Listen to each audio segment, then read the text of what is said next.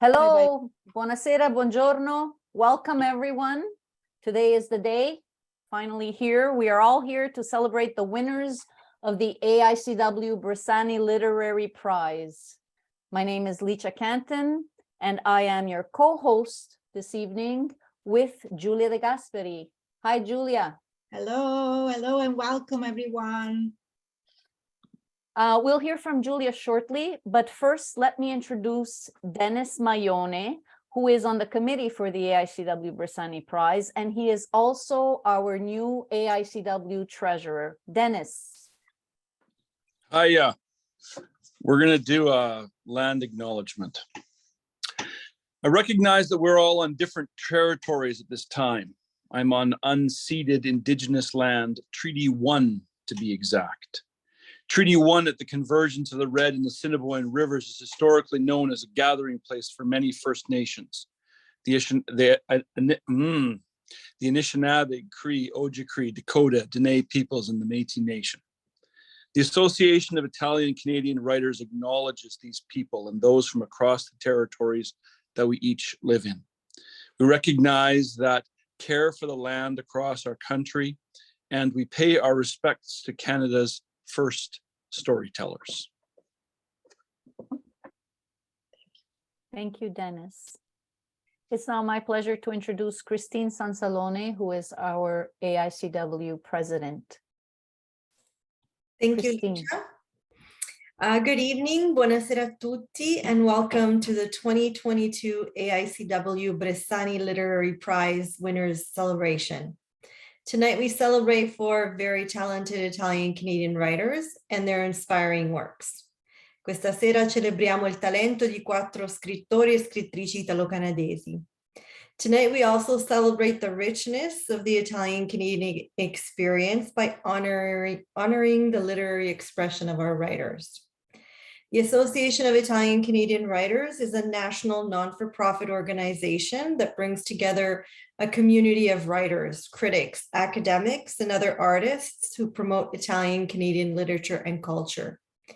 The AICW's mission is to support and encourage the expression and dissemination of the Italian-Canadian experience within an ethno-culturally diverse society. If you wish to join our organization, please visit www.aicw.ca. Thank you for joining us tonight. E adesso passo la parola a Giulia De Gasperi, che annuncerà i nomi dei vincitori del premio Bressani per l'anno 2022. Thank you, Licia, thank you, Dennis, and thank you, Christine, and everyone for being with us this evening.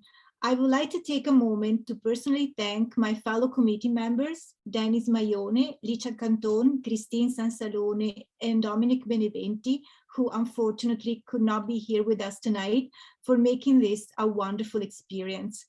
I also want to thank all the participants, the judges, the finalists, and the winners for choosing to take part in this edition of the prize. And of course, I also want to thank our sponsors, Villa Charities, la Federazione delle Associazioni Venete del Quebec, l'Associazione Italo-Canadese del West Island, and an anonymous donor.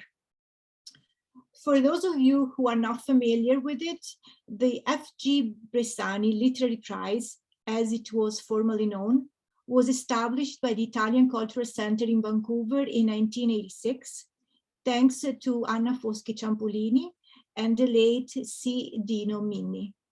In 2020, the Italian Cultural Center relinquished all rights to the Association of Italian-Canadian Writers, which is now the sole manager and organizer of the prize, officially known as the AICW-Bressani Literary Prize.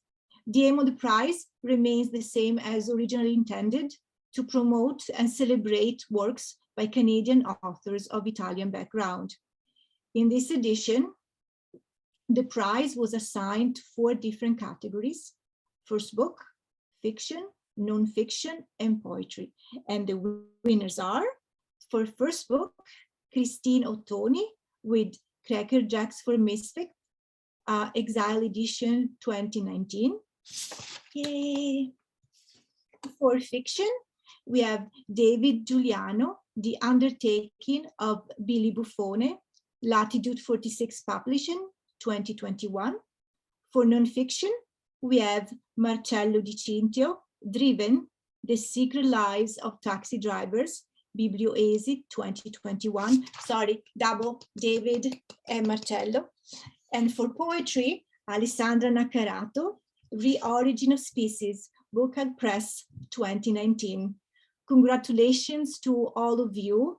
It was wonderful, wonderful, wonderful to organize and be part of this wonderful experience. And so now we are going to go over to the winners, and I would like to invite our first reader, which is Christine Ottoni. Christine lives and writes in Hamilton. Her published works include the Winnie short story collection, from which we're going to hear a bit tonight, and the poetry chapbook Under Inside, published by Frog Hollow Press in 2021. She has taught creative writing at the University of Guelph and at the University of Toronto Scarborough, and is currently developing a novel with support from the Canada Council for the Arts. Over to you, Christine. Thank you, Julia. Thank you. It's so nice to be here. Congratulations to the other winners. Thank you to the AICW, the judges, the organizers for putting this event together. It's so nice to be able to do a reading. Thank you to Exile for putting this book together and making it happen. Before I start reading, I have to apologize. I've been sick as a dog all week, so I will be punctuating my reading with sniffles, hopefully no coughs, but please bear with me. Of course. So I will be reading from the first story in the collection. It's called Under the Hedges. I didn't grow up with the devil, but my mother did. I think it's part of what made her get sick. I never met her parents, Arthur and Diana. They came from old world, farming stock, rural Anglos whose families saved and sent them to the right schools in Montreal so they would have a shot at a professional life. Arthur loved the track and his Cuban cigars, and after he finished McGill, he made a living managing a bank. He met Diana when she was 17 and in her last year at Sacred Heart. They got married and had 4 girls. I think Arthur found women more often than not to be a complication best understood the way his church told him to, as wives and mothers. He ruled his house strictly. His daughters went to an all-girls school at the villa, lined up for the Eucharist every Wednesday and Sunday, and kept after-school jobs babysitting for Catholic women in the neighborhood. That went smoothly when the girls were young, but as they grew, certain headstrong, precocious temperaments began to emerge to upset the balance of the household. Martha was the oldest, then my mother, Joanne, then Alexandra and Jillian, just 10 months apart and in the same year at school. Martha was bold and quick, never thinking before she spoke, always dodging a slap, and Alex and Jill were a pair, aiding and abetting one another in their frequent truancies from school and church. But my mother was gentle, a little pearl in the boisterous group. She often hid from all the noise in tight, tucked away spaces behind the dryer in the basement or curled up under the hedges in the backyard. Joanne had this deep, ingrained obedience in her. My dad said she was Arthur's favorite at the expense of Diana's affection. This always felt strange to me, being an only child. The parents should have clear favorites or become jealous of their children. But I never met my grandparents. Maybe they were uncomplicated, envious people. Maybe for them, a father's love was always a threat to a mother's status. Whatever it was, I think Diana knew she got married too young, probably to too religious a man, and her frustration seemed to come out in ways other than her rejection of my mother.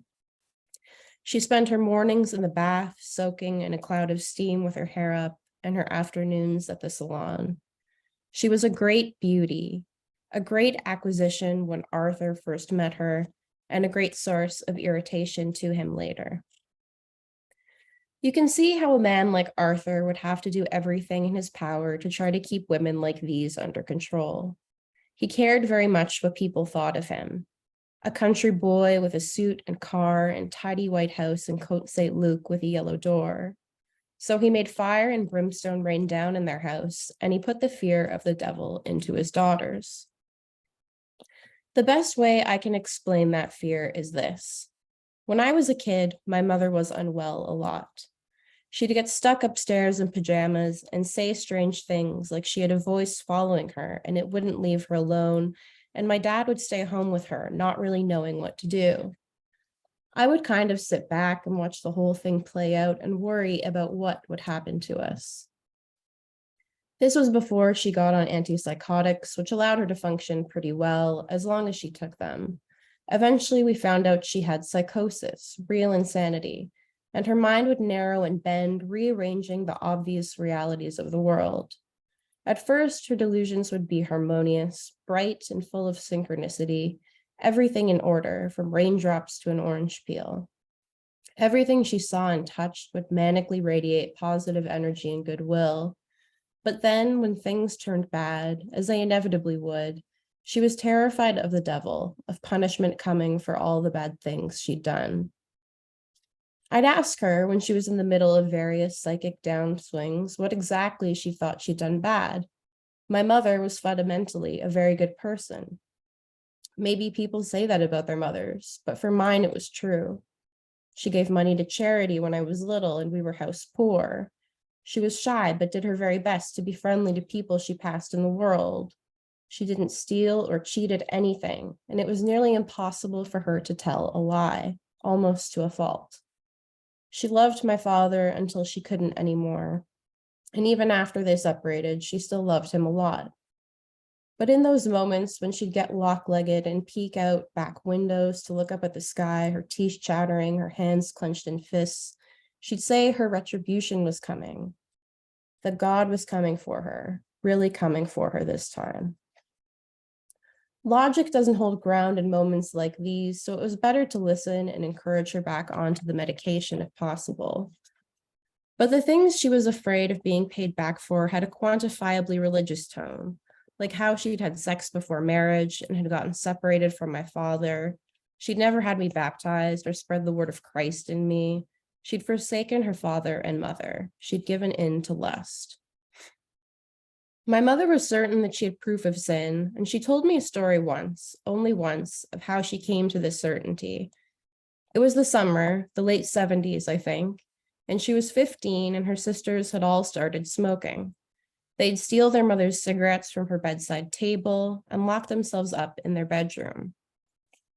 That summer was the first they were all teenagers, and they spent a lot of time in their room, playing records, ironing their hair, and smoking out their window. That window looked out on the front porch roof, and it was easy to sneak in and out. They weren't allowed to date, but they did anyway. Boys came for them in the night, parking up the street away from Arthur's watchful eye.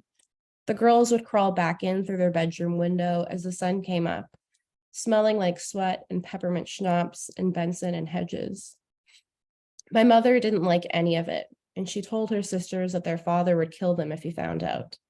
They just shrugged it off. They weren't afraid of Arthur, not like Joanne. One afternoon, the girls were home alone. Joanne and Martha were upstairs, and Alex and Jill were sunbathing in the backyard. Joanne was drawing under the window in the bedroom, trying to tempt a breeze. Martha lit a cigarette and left Joanne alone.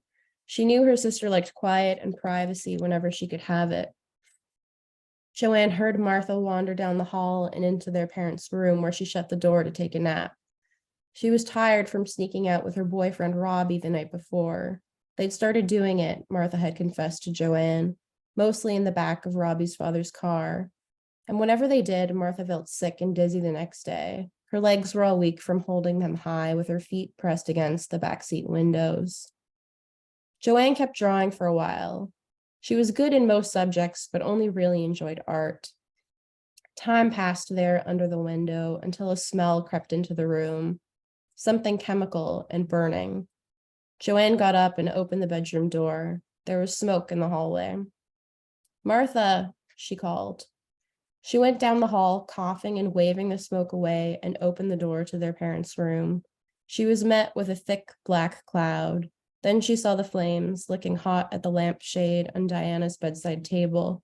Martha was sitting up in bed, coughing violently. Joanne pulled Martha to her feet and dragged her out of the room and down the stairs. Martha leaned on Joanne for support. They burst out the front door onto the lawn, and Martha collapsed, choking and spitting.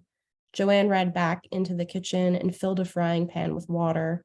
She ran up the stairs, water slopping up onto her thighs. The fire had spread from the lampshade to the curtains. She tossed the water on the lamp, but the fire roared on. The coverlet had caught and was spreading fast, devouring the pink chintz. She didn't know fire could be so loud. And I'll stop there. Thank you. Thank you. It was wonderful. Thank you. Thank you.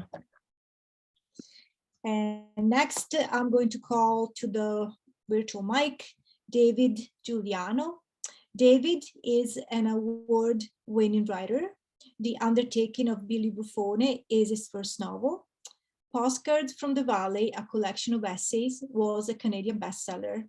It's Good to Be Here is a memoir about cancer, the metaphysics of medicine, and the power of story to heal.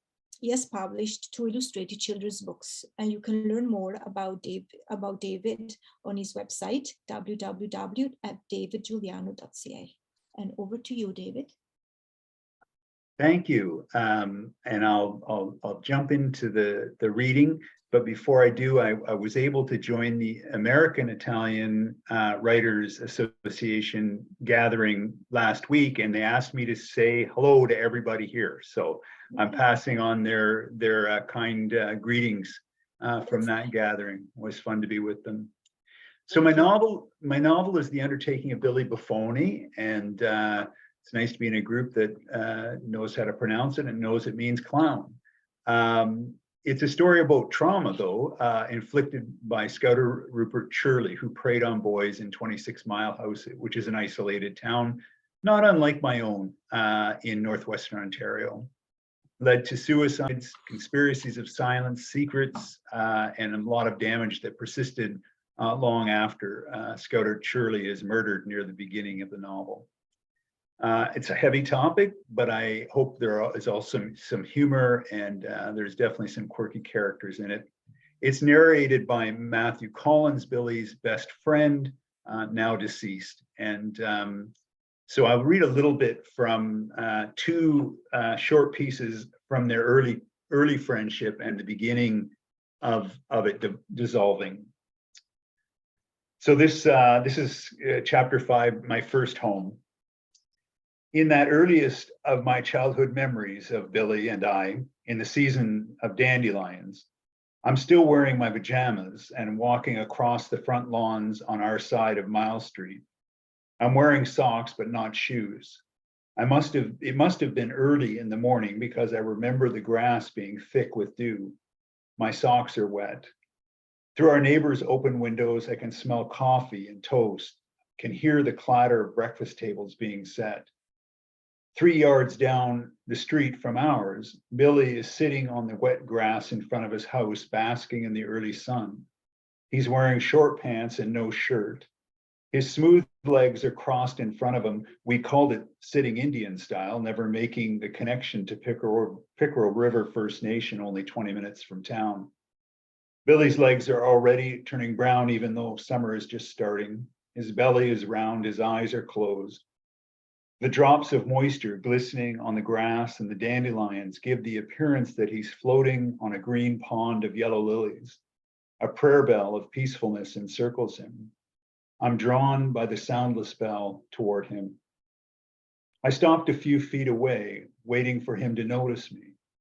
I stepped closer, circled him. I got close enough to smell the baby shampoo in his hair. If he heard me approach, felt me breathing close by, he was undisturbed by my presence. His eyelids remained soft and closed, his eyelashes dark and full. His hand hovered over the cap of a single dandelion, among hundreds dotting our yards, allowing the slender yellow petals to touch the center of his palm. It must have tickled his hand. It must have tickled because as his hand almost imperceptibly moved above the flower's golden crown. His eyes fluttered and his lips tipped up in a smile. I continued to watch him, waiting for his eyes to open. And when they didn't open, I knelt down on the grass beside him, closed my own eyes, and swept my hand around at my side. A dandelion caught between my fingers and was decapitated. I wiped its milky sap on my pajamas. I winked an eye open to locate one particular flower and closed my eye again. This time, I slowly lowered my hand until I felt the glowing energy of it in my palm. I was not so much touching the petals as sensing their warmth, cupping its life force in my downturned hand. It was as if light entered my hand, trickled up my arm, and spilled into the empty cavity of my chest. Tears rose in my throat and moistened my eyes. Some of the light from the flower spilled out of my eyes onto my cheeks. The sound of my father's roostering and slamming disappeared down a dark and closing hole. The cry of the seagulls and the gentle morning surf down on the shore and the warmth of the sun washed over me, over us. It was as if Billy and I were safe together in a sphere of serenity, a place defying words I didn't know then nor have found since. Something unspeakable held us, and in that moment, we became best friends. It is difficult to say how long we sat there on his lawn, an hour, a minute. The mysticism of childhood defies the violence of chronological time. By unspoken agreement, we simultaneously unshuttered our eyes. Billy smiled a sleepy smile, took my hand, and led me along the warm concrete walkway to the back door of his house and into his mother's kitchen. And now, jumping forward to when these boys are in high school and their relationship, their friendship is falling apart as a result of Matthew's involvement with Scouter Shirley. How did Billy and I, bound as we were, so effortlessly slip away from one another like two boats untethered and drifting from a single dock? No, that's not a fair description of our drifting. Billy did not slip at all. He remained steadfastly faithful, anchored in his loyalty to me, right to the end. It was me, not him, who did the drifting. Billy reasoned with me, threatened and pleaded about my trips up to Scouter Shirley's camp that last spring and summer. He did not endure my abandonment with quiet stoicism. He badgered me, not so much desperate to save our friendship as to rescue me from myself. Just tell me, Matt, tell me what is so great up there, he demanded, his hand splayed at his side. Unashamed, tears wet his cheeks. Shirley's creepy, he's not right, and you know it. You know what he wants. What Billy didn't know was that by the time he said those words, you know what he wants, Shirley was already getting what he wanted from me. Billy dared to speak the truth that everyone else silently pretended was not happening. By then, by that last summer, most everyone knew who Shirley was and what he wanted. People kept their own kids safe and their mouths shut. Let's go camping, Billy cajoled. Let's go to Sturdy Cove or up to Jackrabbit Lake like we used to. In spite of my sullen secrecy, quick temper, and evasiveness, Billy could see goodness in me long after I could see it in myself. My ears were too stuffed with adolescent self-absorption to hear him. I couldn't feel how painful it was for Billy to helplessly witness my descent into hell. I resented him for saying what I didn't want to hear. He naively believed the damage done to me could be healed, could be undone. I lacked his faith. I did not believe. I could not hear him. I was too far gone already. Once I extended a half-hearted invitation to Billy to come up to Shirley's camp with us. I was relieved beyond measure when he looked down at the sidewalk, shook his head, and declined my clearly phony offer. I was glad he didn't want to come. Had he come with us, my two worlds, my two spectral planes would have collided. Had Larry and Anthony and my experiments in hedonism been put under Billy's microscope, they would have never withstood his rigorous examination. The flimsy presence that evil was good and good was evil would have been shredded. All the foul-smelling poison of it would have run out like pus.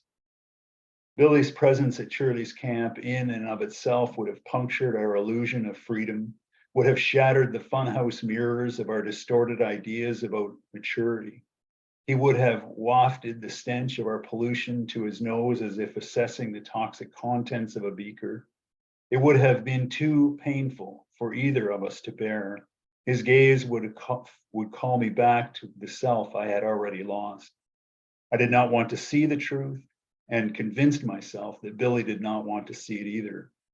I'm ashamed to admit that I was, in a sick way, drawn to what was happening up at Birch Lake, to the seduction, the titillation, the delusion of it. The pure light of Billy's friendship would have illuminated those dark impulses in me. And there is no more painful judgment of our darkness than the judgment cast by the light of love. Thank you. Thank you, David.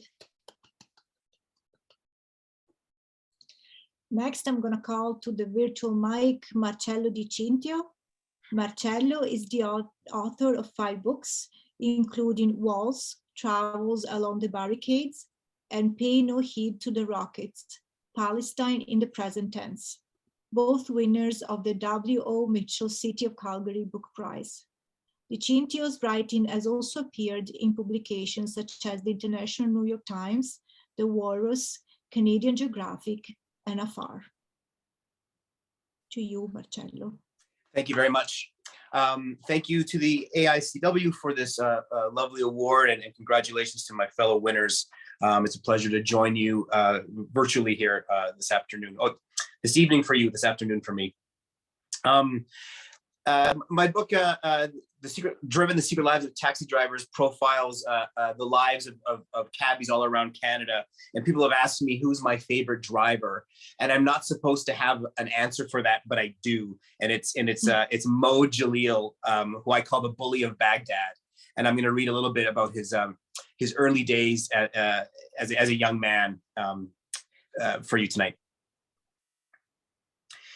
The Iraqi army drafted Mo after his 18th birthday in 1986. He showed up late for his first draft date, and his superiors punished him by making him run, do squats, and crawl in the mud. Officers locked all the new recruits into their barracks on that first night. They handed us 2 buckets, one for piss and one for shit. You have to pause. Forgive Mo. Mo has a bit of a tongue, and you'll have to endure a bit of Mo. I should have warned you ahead of time. In the morning, everyone was marched onto a bus. None of the new soldiers knew where they were going. The bus drove for 3 hours before stopping on the highway, where officers divided the soldiers into 3 groups and ordered them onto military trucks. All 3 trucks drove off the highway and towards the Iranian border. There were some palm trees. They were burned and chopped, Mo remembers. We started to hear some bombing, and then we were in the middle of it. The soldiers climbed out of the trucks and lined up in front of a colonel for their assignments. Mo was sent to the first unit. The colonel signaled me out because I was biggest and I had the largest mustache, he said. It was the fashion at the time. Another officer handed Mo a chemical mask he didn't know how to use, an AK-47 he'd never fired, and ammunition he didn't know how to load. He didn't even know how to salute properly. The officer then pointed to a trench and told Mo to follow it. At 6'3", Mo stood taller than the trench was deep, and his head and shoulders were exposed as he walked. He followed the trench for 2 kilometers until he reached some other soldiers. Then I started to hear bees, Mo said. They were going by me, buzzing above me, behind me, in front of me. A soldier shouted at Mo to get down. Those bees were not bees, Mo said. They were bullets. If that sniper was any good, I would have been dead. That was my 2nd day in the military. Mo's unit occupied a valley between an Iraqi-occupied hill and an Iranian-occupied mountain. Hundreds of landmines seeded the no man's land just beyond the barbed wire coils edging Mo's trench. Tripwires were rigged to ignite buried drums of napalm, or to detonate vicious bounding mines that jumped a meter into the air before exploding. The area was so dangerous and so isolated that Mo's superiors considered his unit expendable. Every night, we were recorded as losses, Mo said. In the morning, they would count us and put us back in. The soldiers fighting in Mo's unit came from all over Iraq, including small villages in the far reaches of the country. Mo's urban middle-class upbringing meant he had never been exposed to rural Iraqis before. I had culture shock, he said. He met Iraqis with strange rural names, Arabic equivalents to Cletus and Billy Bob, Mo said. They were far more superstitious and religious than the Baghdadis he grew up with. Many wouldn't spend any of the army stipend before offering the money to their village imam back home, as required by their Shiite faith. Mo equated their religious devotion with gullibility and naivete. They're true believers in that bullshit, Mo said. He spoke with patronizing affection about them. Deep inside, I sympathized with them because they didn't know any better. They live in marshes. They raise water buffalo, Mo said. But they are pure, nice people. Still, none of this mattered in the trenches. The Iranian bombs didn't distinguish rural from urban, rich from poor, believer from skeptic. Everybody cared for everybody. Everybody hurt when someone was lost, Mo said. The horrors of trench warfare, unseen since the First World War, united them. So did death. Mo saw dead bodies for the first time when an officer ordered him to empty the pockets of 2 killed Iraqi soldiers who lay in the back of a truck. That will scar you, he said, no matter how much you say you are tough. Mo once came close to being killed himself. He'd recently returned from home leave and was handing out cookies to his fellow soldiers. When you come back, you don't come empty-handed, he said. Your buddies have been sitting for a month eating army food. You bring them a treat. It was Mo's night to fetch water for the camp, but since he was busy divvying out baked goods, one of the other soldiers offered to take his turn fetching water. He never returned. The soldier was hit with an Iranian 60mm mortar shell 3 minutes after he left Mo's tent. You can hear the 80mm shells coming. You can hear the 120mm shells, but you don't hear the 60mm coming, Mo said. That was supposed to be me. That was my turn. Mo's unit faced nearly constant bombing from Iranian positions, and soldiers learned that a particularly heavy day of bombing signaled a nighttime ground assault. The Iranians used to throw waves of people at us, Mo said, those gullible rural people. When the Iranian infantry advanced, Mo blindly fired his rifle over his head and over the top of his trench. He occasionally hurled a grenade if he felt the enemy was getting close. You peek every now and then, he said. You don't have time to think. All you have to know is that you are shooting and shooting until you are done shooting. People often ask Mo if he killed anyone. Yes, I did. But it's not like in the movies. It's not like Brad Pitt shooting at Germans, Mo said. There is no background music, nothing in slow motion, nothing in black and white. I have no words for it, only chaos, survival, adrenaline. Despite this chaos, Mo claims he never felt afraid during the war. The bombs and constant threat of death became part of his daily life, as mundane as making tea and smoking cigarettes. A night without bombing was so rare as to be disconcerting. When it was quiet, we'd yell at the Iranians, "Come on, guys, send us a couple of bombs so we can sleep." I became something different than I was before. What did you become? I asked. I became a bit of an animal.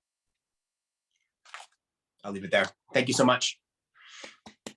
Thank you, Marcello. Thank you.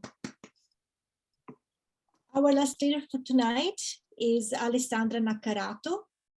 Alessandra is the author of Imminent Domains, Reckoning with the Anthropocene, which is a collection of essays, and this collection of poetry, Origin of Species. Born and raised in Toronto, she is the recipient of the RBC Brownwan Wallace Award and the CBC Poetry Prize. Her debut poetry collection was also shortlisted for the Gerald Lambert Memorial Award and named a best book of 2019 by CBC Books. And I'm very happy to see that she's supported by her publishers who are here tonight. Welcome. Thank you for coming. Thank you for joining us. Over to you, Alessandra. Hello. Thank you so much for having me here. Wow, I'm so inspired by the readings I just got to drop into and listen to. So congratulations to everyone, and thank you so much for this recognition and opportunity and for gathering us together to the AICW. Big thank you to my publishers, Book Hug, to Jay and Hazel Miller for being here right now and for everything you did to bring this book into the world. It means so much. You're incredibly supportive. And as we can see by you being here in this moment, which is so wonderful. And my mother's also here. So thank you to Christine Jackson, also really wonderful. Yeah, this is a special moment. I'm on tour for my new book that's just come out, which is a nonfiction book that in many ways weaves into this collection of poetry. So that's also a really nice moment. I'm going to read just 2 pieces from this book. A lot of what I read about is my grandmother, my Nonna, who came from southern Italy, from Calabria to northern Ontario in her 20s for an arranged marriage all by herself, and a really incredible woman who really never fully learned English and just shapes a lot of how I think about the world, understand the world. The difference between our lived experience has taught me a lot, and I really carry her with me every day. So she's part of the opening of this book and carries into the essays in Imminent Domains. And so the first kind of long poem in this collection is called Postcards for My Sister. And it's really for kind of the lineage of women and the many generations of women, including my ancestors in southern Italy. The village where my grandmother is from is in the south, where a lot of places get damaged by earthquakes, including her village. There's a village up on the mountain on the hill just above hers where it's become a whole ghost town, abandoned village that had to be closed down because of earthquakes.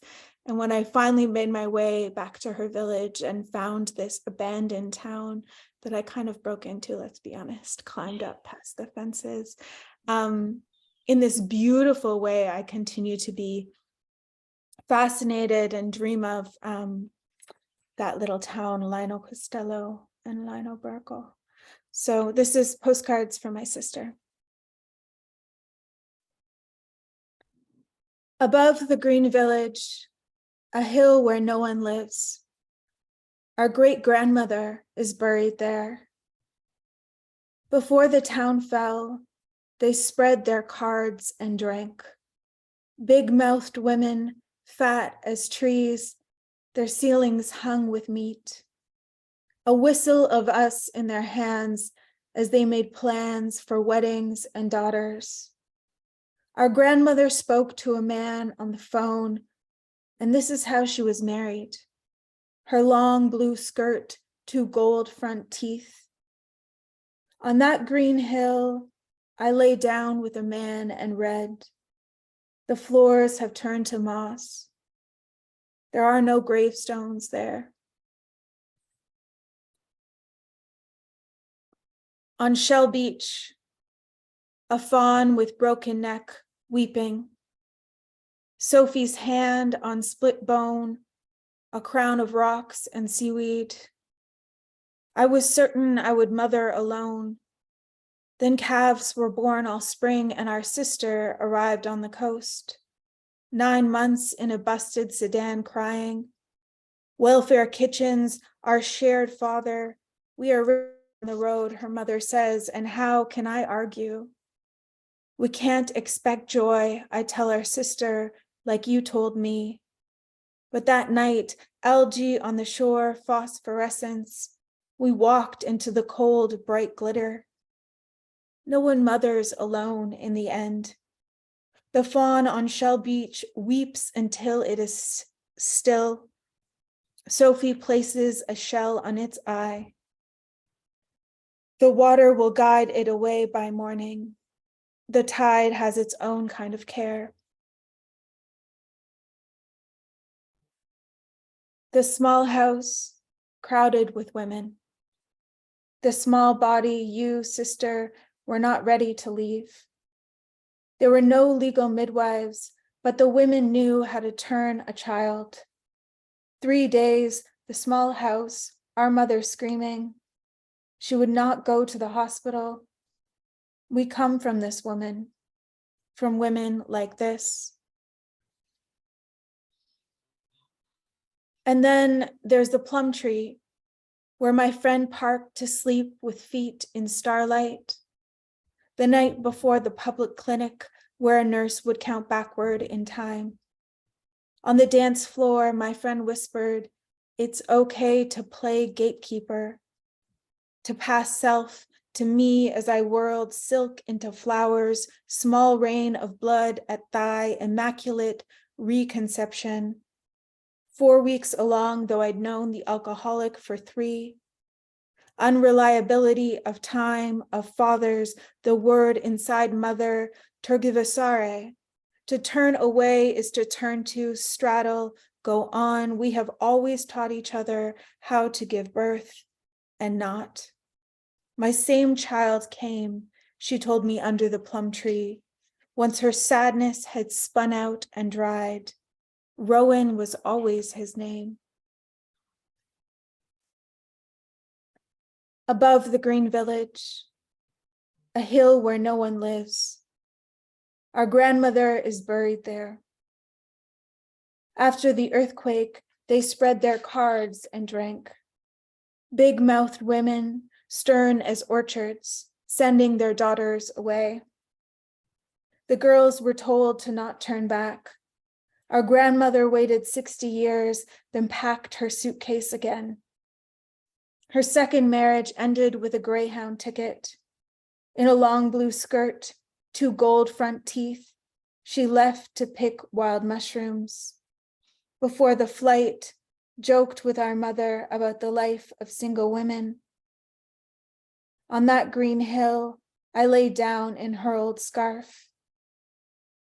The grass is bright with flowers. There are no gravestones there. Thank you so much. I really appreciate it. Thank you so much for having me. Thank you.